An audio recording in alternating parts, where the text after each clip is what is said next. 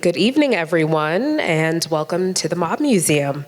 Thank you for joining us. Well, we have the rare privilege tonight of introducing someone who usually has the last word. As a master obituary writer for the New York Times, Margalit Fox has had the singular task of crafting the final public narratives for some of society's most remarkable figures, from Betty Friedan to Maya Angelou, from Maurice Sendak to Toni Morrison. This evening, however, Fox will introduce us to an extraordinary figure whose criminal enterprise reshaped America's underworld economy. In her latest book, The Talented Miss Mandelbaum, Fox tells the story of America's first great organized crime lord. And no, it wasn't Al Capone or Lucky Luciano. It was a Jewish immigrant mother who transformed herself from a penniless peddler to a criminal mastermind, handling millions in stolen goods and pioneering the very concept of systemicized theft in America. Fox brings to this forgotten history the same incisive intelligence and literary elegance that earned her recognition as one of the New York Times' finest writers. Please join me in welcoming Margalit Fox. Thank you so much, Shakayla. Thank you, Jeff, Becca, and the whole crew of this marvelous institution for the work you do, and thank you all for coming here tonight. Now then, if I were to tell you that I'd written the true story of America's first great organized crime figure, you'd probably picture a big, nasty guy with spats and pinstripes and a Tommy gun during Prohibition. You'll know that's the actor Bruce Gordon as Frank Nitti in The Untouchables. And of course, that's what you'd picture. That's what I pictured for years and years. However, it turns out that America's first great organized crime boss was a nice Jewish mother named Mrs. Mandelbaum.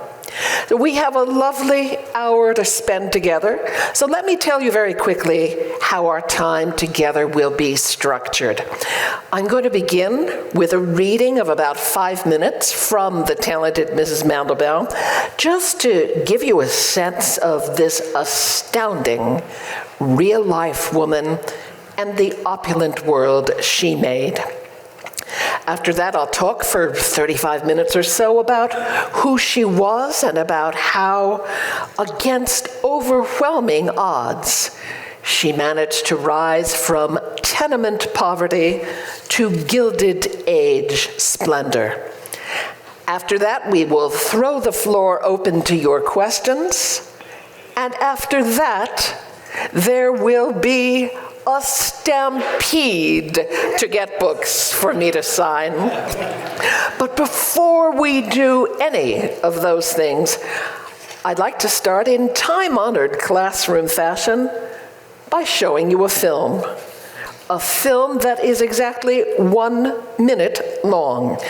This is the book trailer for The Talented Mrs. Mandelbaum, made by a supremely talented filmmaker friend. And what is especially interesting about this trailer is that it posed some serious craft challenges, because the entire narrative of The Talented Mrs. Mandelbaum takes place before the advent of cinema. Yet somehow a filmmaker has to translate this real-life story onto video. So let's take a look at how my friend, the documentarian Vanessa Gould, brilliantly solved that problem.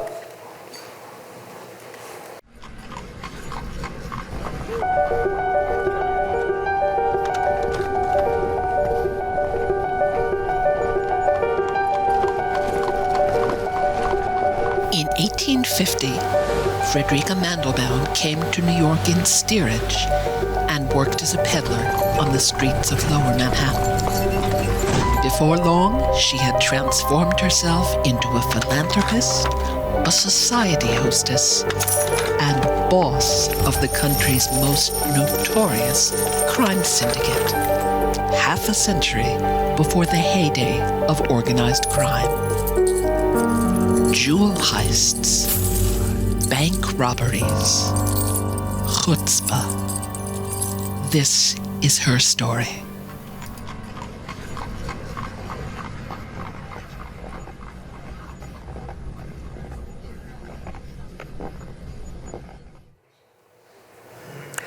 So, now that you've met Mrs. Mandelbaum, you are all invited to come with me to her home. And I promise you, you'll be quite safe. The place is New York City, and the time is the summer of 1884. I'm going to read to you now from the prologue to the book, which is titled, A Glittering Hoard. They were detectives accustomed to plunder, but they'd never seen anything like this. It had taken some doing to open the safe. After bursting into the modest haberdashery shop on Manhattan's Lower East Side, they demanded the keys from the shopkeeper, Fredericka Mandelbaum. But Mrs. Mandelbaum, a towering woman of 59, tastefully attired in diamond cluster earrings and a lace-trimmed gown of dotted blue, held firm. No, she declared in her heavy Germanic English, just to think of such a thing. Her refusal forced the detectives, employees of the storied Pinkerton agency, to become safecrackers themselves. They summoned a blacksmith who arrived at the shop with hammer and chisel. He attacked the safe. Amid the din, a pretty teenage girl ran in from the next room, Mrs. Mandelbaum's daughter, Annie. "Stop!" Annie cried. She handed over the keys, and the safe was unlocked. An Aladdin's cave spilled out. There were gems and jewelry of every description, rings, chains, scarf pins, bracelets, glittering cufflinks and collar buttons, almost every ornament you could mention, one detective recalled. Beside them were heaps of gold watches and, wrapped carefully in tissue paper, watch movements and cases. There was a clutch of fine silverware. There were loose diamonds the size of peas. Elsewhere, in the shop's clandestine back rooms, protected by a metal grill and linked to the outside by a set of secret passages, detectives came upon priceless antique furniture, a trunk brimming with shawls of the finest cashmere and curtains of exquisite lace, and bolts of silk worth thousands of dollars alone. Concealed under newspapers were bars of gold fashioned from melted down jewelry. Upstairs, in Mrs. Mandelbaum's gracious bedroom, they found melting pots and scales for weighing gold and diamonds. She and an employee were promptly arrested. With that, the Pinkerton detectives, who had staged the raid at the behest of the city's district attorney, accomplished in a single outing what New York's police force had not managed to do in more than 20 years. You are caught this time, and the best thing that you can do is to make a clean breast of it, one of the Pinkertons, Gustav Frank, advised Mrs. Mandelbaum as she was led away. In reply, Fredericka Mandelbaum, upright widow, philanthropic synagogue goer, doting mother of 4, and boss of the country's most notorious crime syndicate, whirled and punched him in the face. For 25 years, Fredericka Mandelbaum reigned as one of the most influential underworld figures in America. Working from her humble Manhattan storefront, she presided over a multi-million-dollar criminal operation that centered on stolen luxury goods and later diversified into bank robbery. Conceived in the mid-1800s, long before the accepted starting date for organized crime in the United States, her empire extended across the country and beyond. In 1884, the New York Times called her, quote, the nucleus and center of the whole organization of crime. Revered in some quarters, reviled in others, Marm Mandelbaum, as she was known, towered over the city as an earthy, expansive, diamond-encrusted presence, self-made entrepreneur, generous philanthropist, thieves mentor, and gracious society hostess who plied her illicit trade largely in the open. A swath of the public admired her. Many criminals adored her. Over the course of her long, lucrative career, she would spend scarcely a day behind bars. Late 19th century newspapers reveled in Marm's doings and liked to say that she could unload anything, including, in one account, a flock of stolen sheep. But it is beyond doubt that by the mid-1880s, as much as $10 million, about $300 million in today's money, had passed through her little haberdashery shop on the Lower East Side. The story of her rise to underworld stardom is a window onto a little explored side of Gilded Age America, the world of Herbert Asbury's Gangs of New York, from the perspective of a sharp-witted, fiercely determined woman.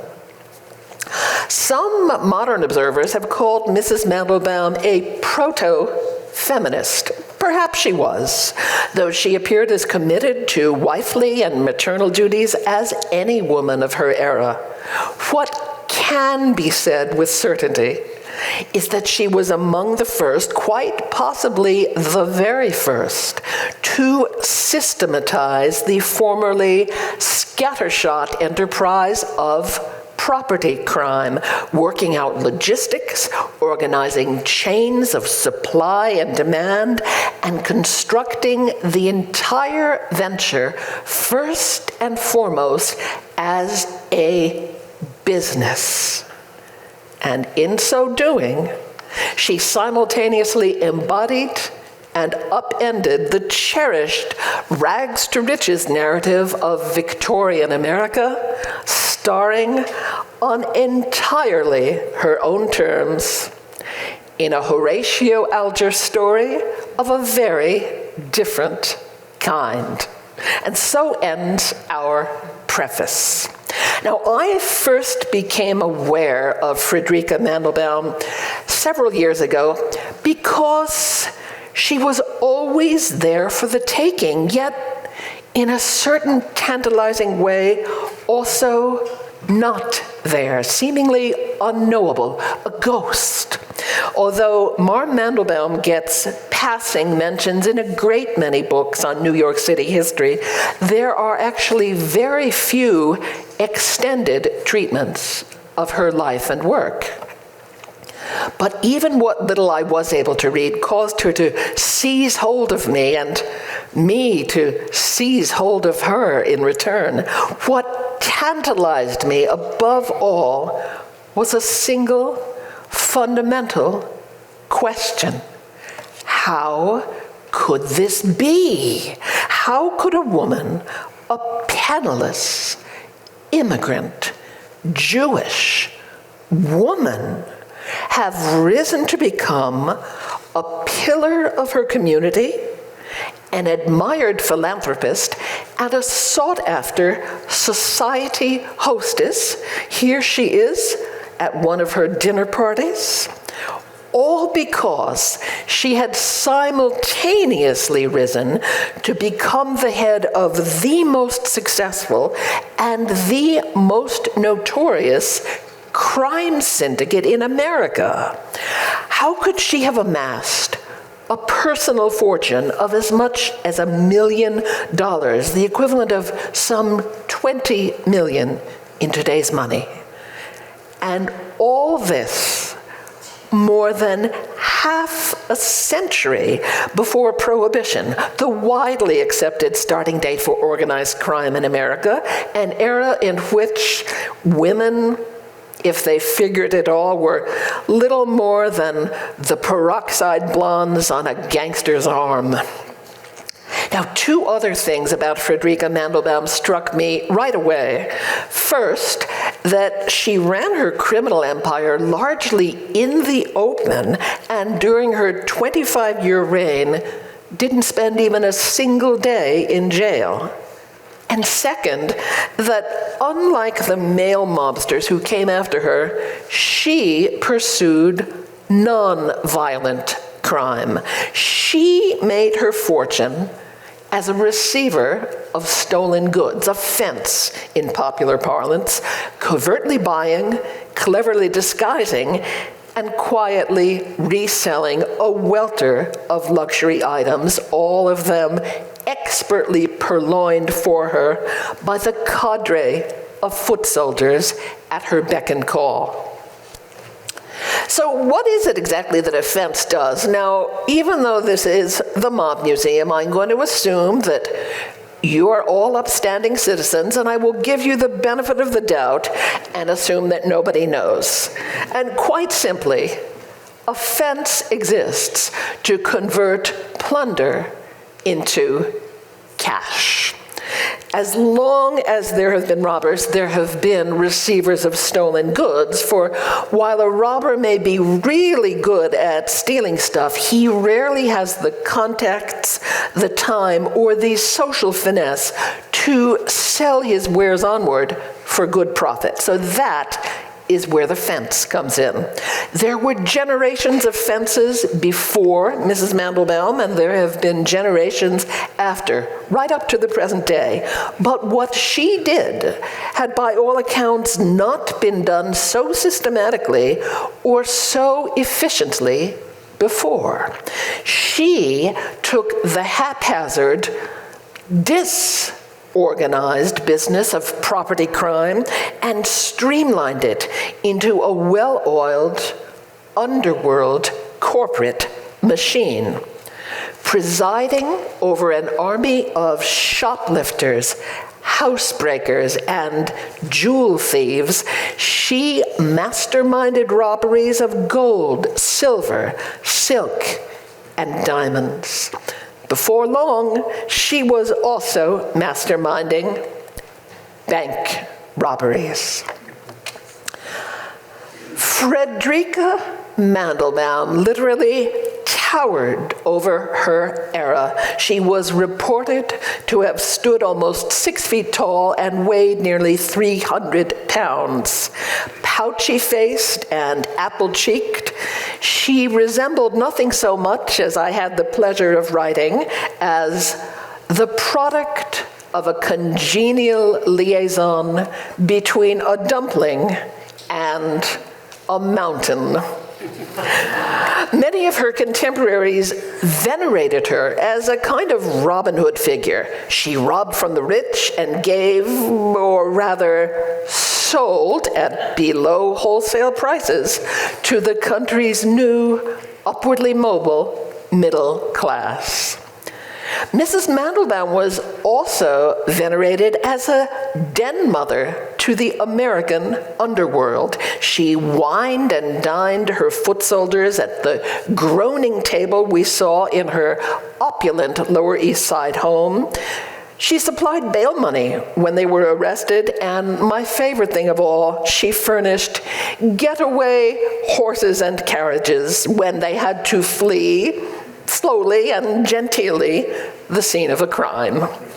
For the maternal care and feeding that she lavished on her employees, as well as on her own 4 children, criminals and the press called her Mother, Ma, or Marm Mandelbaum. In her day, Marm Mandelbaum was literally world famous, the subject of newspaper articles, editorial cartoons, and even a couple of stage plays. And we know for a fact that she went to see this play dressed in her fabulous diamonds and silk, and was absolutely incensed, not at the fact that she was being portrayed on stage as a criminal. That was totally fine, but at how frumpily her character was costumed. So incensed, in fact, that she summoned the manager of the theater and gave him a good tongue lashing. But over time, like so many of history's women, Fredericka Mandelbaum was largely lost to public memory. And so, as I embarked on my journey in search of her, I realized that I would have to piece together, clue by tiny historical clue, the solution to the riddle of what had made her career possible in the first place. Now, when you write historical nonfiction, as I do, your first port of call is always to the archive of personal papers that your subject has thoughtfully left behind for posterity. In Mrs. Mandelbaum's case, there weren't any. Fredericka Mandelbaum was nobody's fool. She clearly knew that in her line of work, committing anything to paper would be professional suicide. And so, for more than a year, I sifted the widely scattered, atomized records of the past in search of glimmers of her life. Take a look.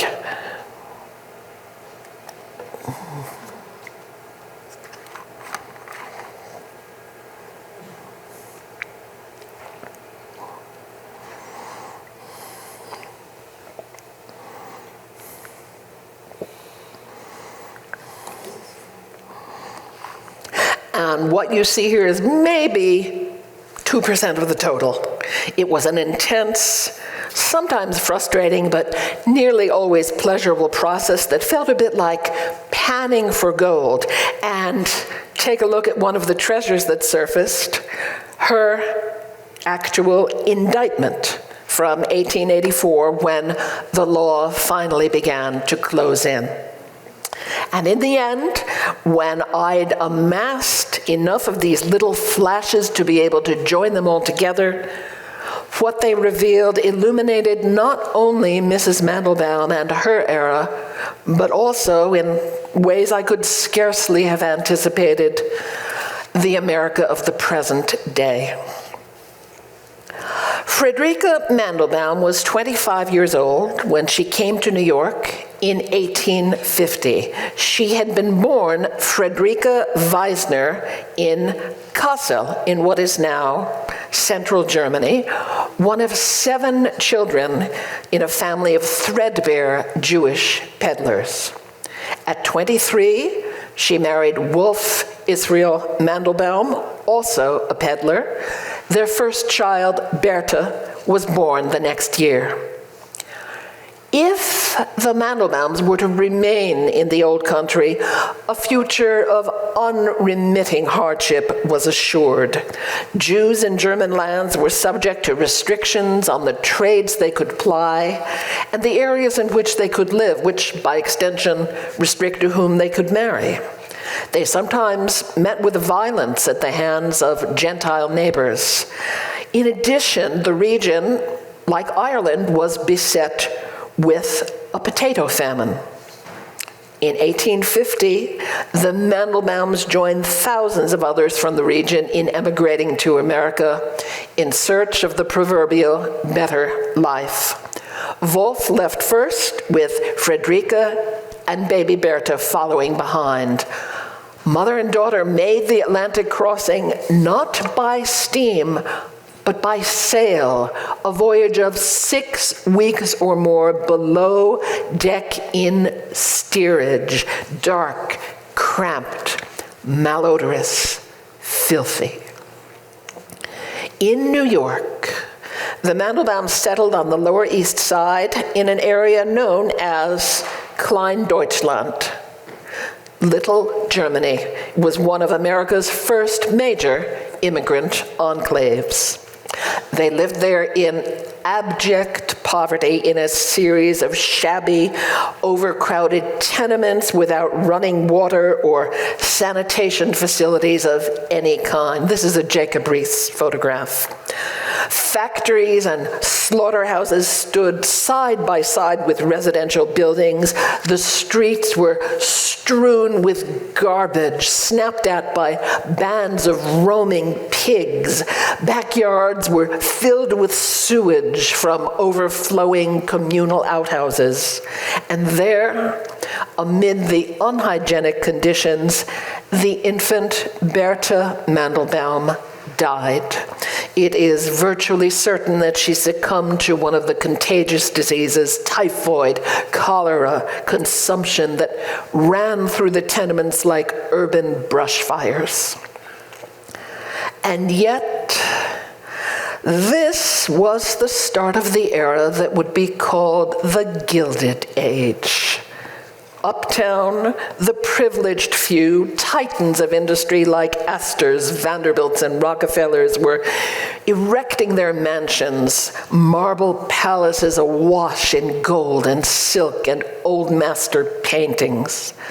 Downtown, the many, thousands of immigrants like the Mandelbaums were simply trying to survive. But how could they survive? Then, as now, immigrants endured discrimination and disenfranchisement of the worst kind. The jobs available to them were overwhelmingly dangerous, demeaning, and low-paying.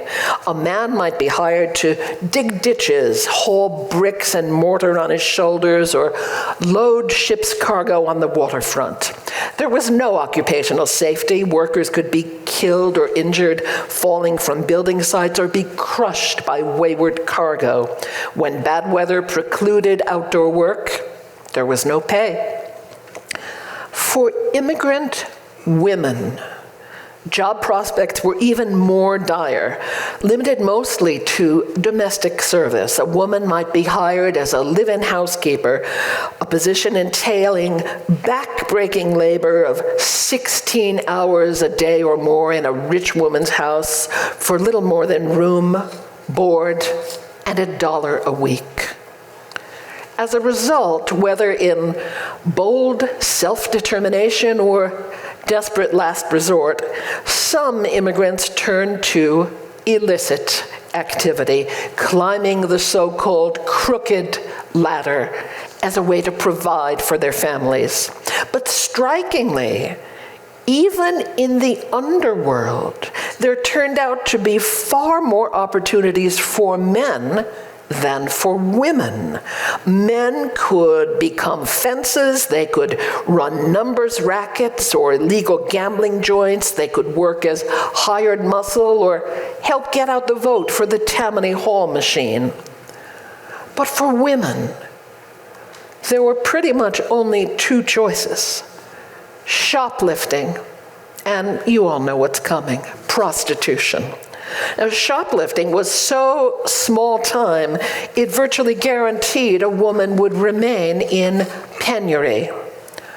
Prostitution virtually guaranteed she would die young. In the New York of Mrs. Mandelbaum's day, the average life expectancy for a woman entering the trade was 4 years. Now, for a proper married woman like Fredericka Mandelbaum, prostitution was clearly off the table.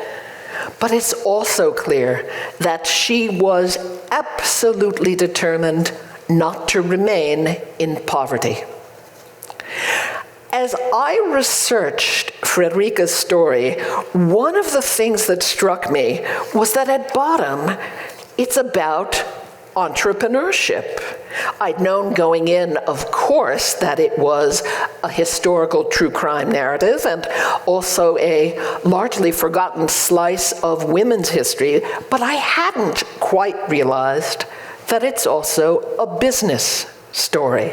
And what's especially striking about the business aspect of this story is how closely Fredericka's step-by-step rise as an underworld entrepreneur parallels the rise of entrepreneurs in the so-called upper world, the realm of legitimate commerce. For instance, just as you can't walk into a corporate headquarters with the ink still wet on your MBA and be named the chief executive, you can't start out in organized crime by becoming a boss. In both cases, you start at the bottom and you work your way up. And that, in the 1850s, is exactly what Fredericka Mandelbaum began to do. After the Mandelbaums settled on the Lower East Side, Fredericka's husband, Wolf, resumed his work as a peddler. Fredericka also began peddling, selling lace door to door in streets already thronged with men, women, and young children hawking everything from shoes, cheap jewelry and fiddle strings to oysters, hot corn, and apple pie. You can see from the crowd in this image that for any one peddler, the odds against being able to sell enough to keep body and soul together were absolutely overwhelming. Now, Fredericka could easily have been trapped in that life forever, but we know from what followed that she recognized something crucial very early, that it was the accrual of capital rather than mere wage work that would be her only ticket out of poverty. To make that leap, as she knew, she would need to quit peddling and strike out on her own as a solo entrepreneur. But without any startup capital, how could she even begin? For a woman as smart and determined as she, the answer was clear. By looking around and seeing exactly what it was that the public wanted to buy, but not pay full price for. Mrs. Mandelbaum had arrived in New York amid an explosion of stuff and a corresponding explosion of desire. Thanks to industrialization, urbanization, and the growth of professional work, a new American middle class had emerged. At the same time, mass production was making an immense array of consumer goods more widely available than ever. Newspapers and magazines of the period lost absolutely no time in fanning the flames of middle-class cupidity with advertisements like these.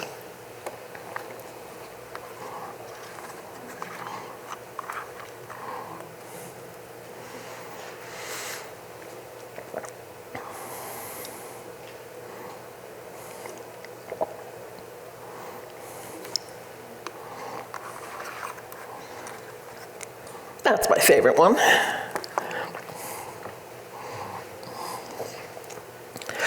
So where Americas had once been merely purchasers, all of a sudden they were now consumers under great pressure to keep up with the Joneses by transforming their homes into show places of modern material culture, awash in fine furniture, paintings, carpets, curtains, decorative lamps, knickknacks, bric-a-brac, and every kind of fancy tchotchke. Well, even a middle-class family couldn't afford all those things. Not at full price, anyhow.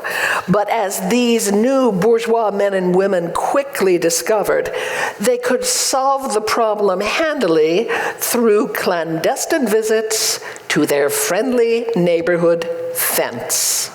And so Mrs. Mandelbaum began to capitalize, literally capitalize, by filling the gap in the market that she had discerned at the nexus of thrift, stuff, class, and desire.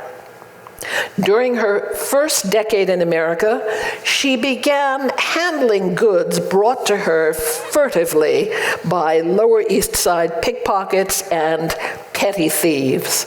She asked no questions about provenance and quickly turned round and resold the swag at a profit.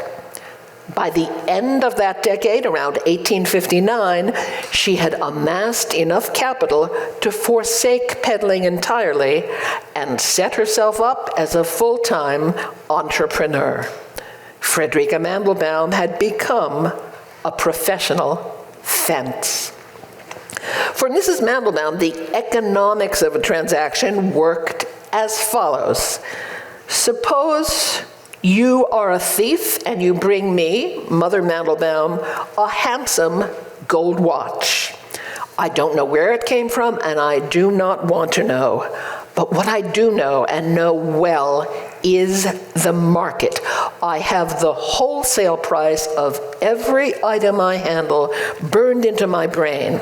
So on receiving the watch, I pay you, the thief, 10 to 25% of its wholesale value, leaving me an enormous margin.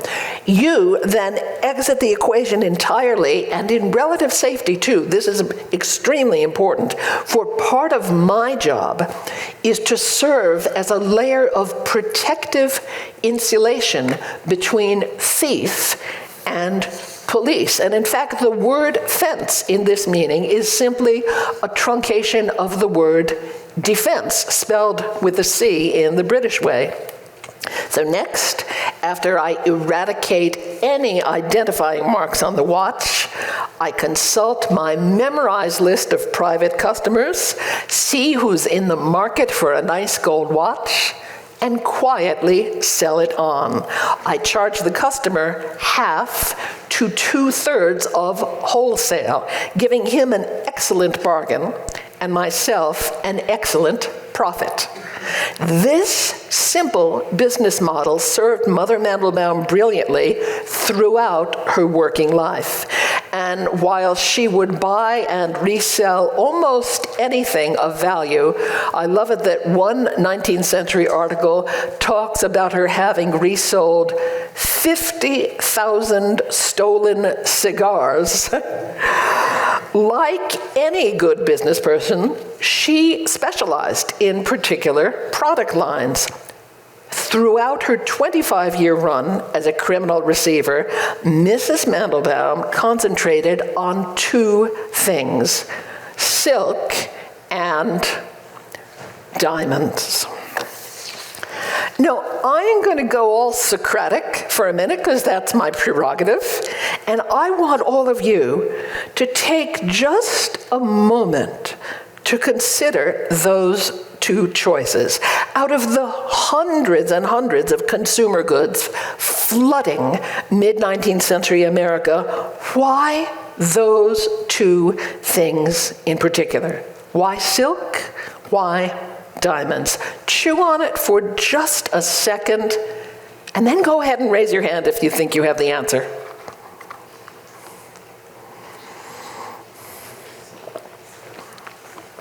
Anybody? This gentleman here. That's true, can't be traced. Sorry, this lady here, I'm blind up here. Can't be traced, that is true, but that's also true of pretty much any consumer good. She was masterful at eradicating any identifying marks. Anybody else? Any other theories? Back here. Low volume, high value. You're just about in the right area, and in fact, you win the prize. You win 50,000 stolen cigars. Indeed, as this gentleman suggested, for Mrs. Mandelbaum, specializing in silk and diamonds was an eminently sound business decision, because indeed, both of those commodities have immense value relative to their weight. You see, by the 1860s, she was moving up in the underworld, and her crew had diversified, actually gentrified from scruffy local pickpockets to some of America's foremost housebreakers, store burglars, and jewel thieves. And this is her actual crew. So in order to make their assignments as safe and as cost-effective as possible, she, as their boss, needed to direct them to steal things that could be lifted imperceptibly, absconded with quickly, but which, even in very small quantities, would yield maximum profit. So under Marm's direction, the women in her organization were in charge of the small, high-value items, and they set to work lifting things like silk scarves, kid gloves, cashmere shawls, and jewelry from the new mercantile pleasure palaces that would soon be known as department stores. Her male employees got the heftier assignments, including lifting heavy bolts of silk in quantity from warehouses and waterfront docks. But it would take one last major change in American material culture for Mother Mandelbaum to bring into her organization the most daring crooks of all, the bank burglars. Now, movies and TV have given us all this sense that heisting banks was always a going concern in America. Not so. As I learned, until the 1860s, bank burglary and safecracking were actually quite rare crimes, and the reason harks back to colonial days. In the 17th and 18th centuries, each of the 13 colonies issued its own paper money at some point, but all of it was very crudely printed and therefore very easily counterfeited. Take a look. This is some actual colonial money. It's lovely, but it's very simple, and special apologies to Benjamin Franklin, who printed the one on the lower right. I'm sorry, Ben, but a kindergartner could copy that. So as a result, when American independence came along, the framers of the Constitution, who were keenly aware of this problem, empowered Congress to coin money, but made absolutely no provision whatever for printing it. And so for the nation's first 3/4 of a century, gold and silver were literally coin of the realm. Now, that's fine for most of us. But imagine the problems this might pose for an ambitious young man longing to separate a bank from its contents. He heists a mess of gold, and then what happens? He then has to go clanking heavily and noisily down the street. Not good for business. As a result, criminals tended to give banks a wide berth. But then came the Civil War, and with it the Union's urgent need to raise the money to wage it. In the early 1860s, President Lincoln empowered the government to issue fiat money, paper tender that was backed not by gold or silver, but simply by the government's word. And you can see it here. The circle's supposed to be on the money. This is a still from our book trailer, and you can see by my hand in shot the scale of the reproduction 19th century money. The bills were actually this big. They were enormous. And by the mid-1860s, the government had issued nearly $500 million in this paper money, the equivalent of almost $9 billion today.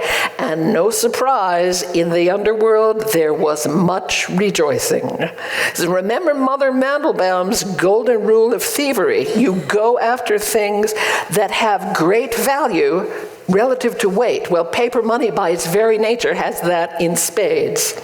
And so, for Mrs. Mandelbaum, the way forward was clear. The time had come to heist a bank, or two, or three. She gathered around her some of the country's foremost burglars, men who had cut their teeth plundering the stately homes and fancy shops of America.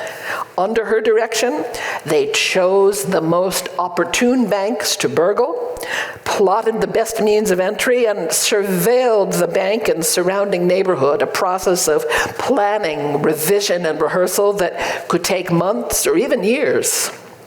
Like an angel investing in a Broadway show, Mother Mandelbaum underwrote their expenses, spending thousands, for instance, to have bespoke sets of the latest burglar's tools, custom made. This is my favorite illustration in the book.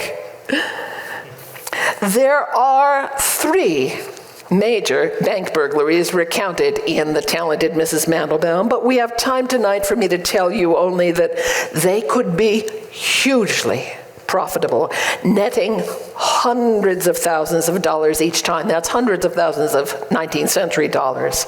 Marm Mandelbaum was reported to get as much as 50% of the take. And here is one of her boys crawling through the hole in the wall in a bank. But then, after 25 lucrative years, Mrs. Mandelbaum's reign as a crime boss came to a close. American culture had changed. Increasingly, urban politics was controlled not by scrappy, up-from-your-bootstraps immigrants, but by native-born, Ivy League-educated WASP patricians. And in that climate, a brazen female Jewish immigrant who unabashedly did not know her place had no place. And so, in the mid-1880s, the forces of the law began conspiring to bring her down. After the Pinkertons raided her shop that summer day in 1884, Mrs. Mandelbaum was arrested, indicted, and scheduled to stand trial on multiple counts of grand larceny. But then, in a dazzling 11th hour act of self-preservation, she pulled off one last caper worthy of a rogue of her stature.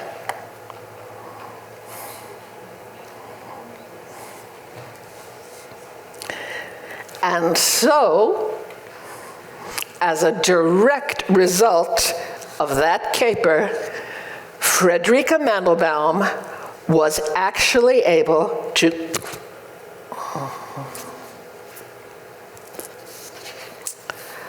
I could tell you what happened, of course.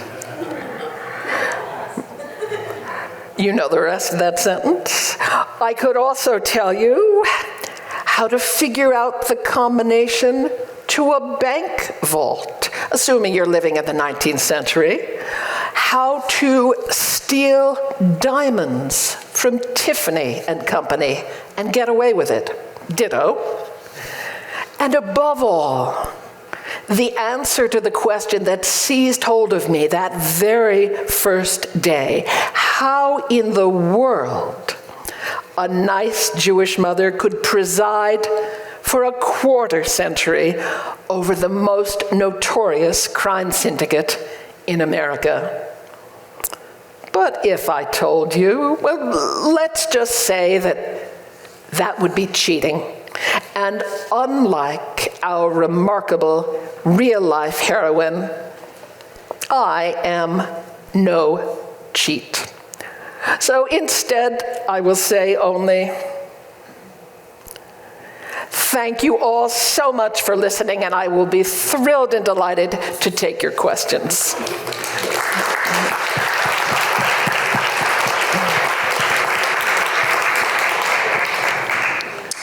If anyone has a question, if you can just raise your hand, I'm going to come and bring this mic to you. One moment.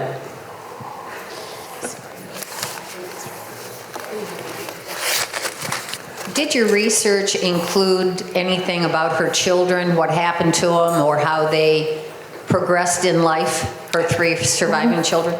Yeah, she and her husband, after their infant daughter died, she and her husband went on to have 4 more children, 2 sons and 2 daughters. And what is interesting, and I have to say I find it kind of charming, is like any 19th century business person, she brought the sons into the business, but not the daughters. I was able to trace, unfortunately Mandelbaum is a pretty common Jewish name, but I was able to trace her family down 2 generations to the generation of her grandchildren.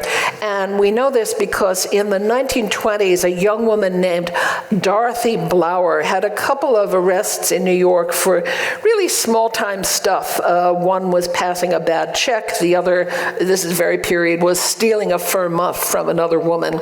And the newspapers went to town on the fact that she was the granddaughter of the notorious Mrs. Mandelbaum. Fredericka Mandelbaum was by then long dead, but I think she would have been extremely disdainful of her granddaughter's lack of prowess in criminal life. My question is, like, how did she even know to get into organized crime? Like, did any of that come into your research? Well, here, because she left no personal papers, and, it would have been nice if I had found an archive, along the lines of Dear Diary, today I became a crook. No such luck. But it's pretty clear, and the exhibits in this very museum make it abundantly clear, for so many immigrants, climbing that crooked ladder was pretty much the only choice. And, wheeling and dealing in the streets, perhaps trying to make it in legitimate business for a few years, they saw that life happening all around them. So while we don't know specifically, it is a very safe bet that she just would have been exposed to it there on the Lower East Side. What did she die of? She died of something, very ordinary and unromantic, a combination of Bright's disease, which is what doctors then called nephritis, kidney disease, and just generally failing health. She lived the last 10 years of her life on the lam in exile because the law had closed in, and she knew if she set foot in the United States again, prison would be a foregone conclusion. So she died in exile, still pining for the congenial clamor of the Lower East Side, where she could speak German and be among her people. And sadly, she didn't have that for the last decade. What was her husband's role, or did he die? That's really interesting. I think it's pretty clear that the don't ask, don't tell ethos that a fence has to have with respect to their thieves and where the swag comes from also extended to her marriage. Wolf Mandelbaum basically kept his day job as a peddler. He seems to have been uninvolved in her work, and without really being aware of where all this money was coming from. We know this because there's a memoir by a man with the wonderful name of George Washington Walling, who was chief of police during Marm Mandelbaum's heyday. And he knew the Mandelbaums well, and contemplating them as a couple, he said, and the quote is so great, it's burned into my brain, he said, "The woman took the lead in these nefarious transactions. She was a thorough businesswoman. Her husband was a non-entity." So I think he just turned a blind eye to it, and then he died of consumption in the 1870s, and leaving her a widow with 4 children to support. By that time, she was able to support them in high style.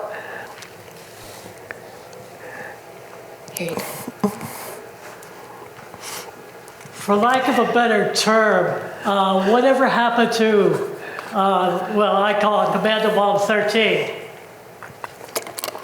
I'm sorry, say again, whatever happened to? Well, for lack of a better term, her criminal organization, I call it the Mandelbaum 13.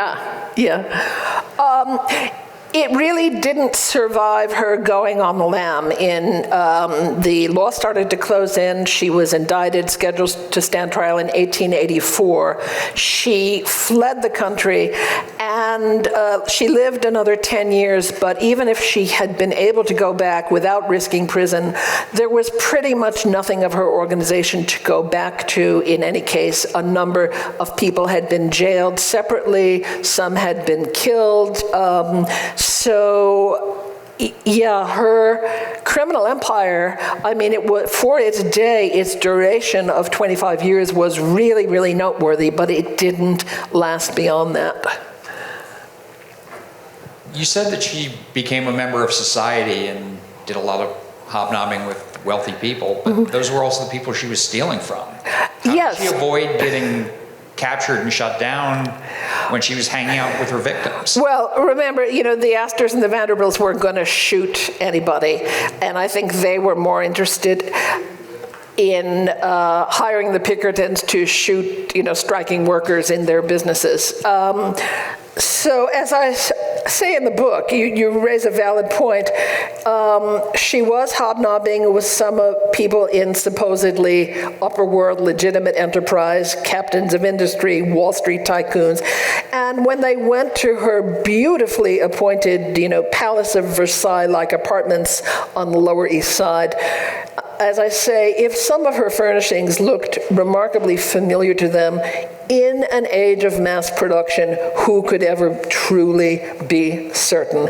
And the point that the book makes, de facto, I hope it makes, is you have people in so-called legitimate business, they were called robber barons for a reason, and they won their uptown legit fortunes through tactics that included bribery, intimidation, suborning perjury, hostile takeovers, cornering markets, and indeed hiring the Pinkertons to break up strikes, often by killing people.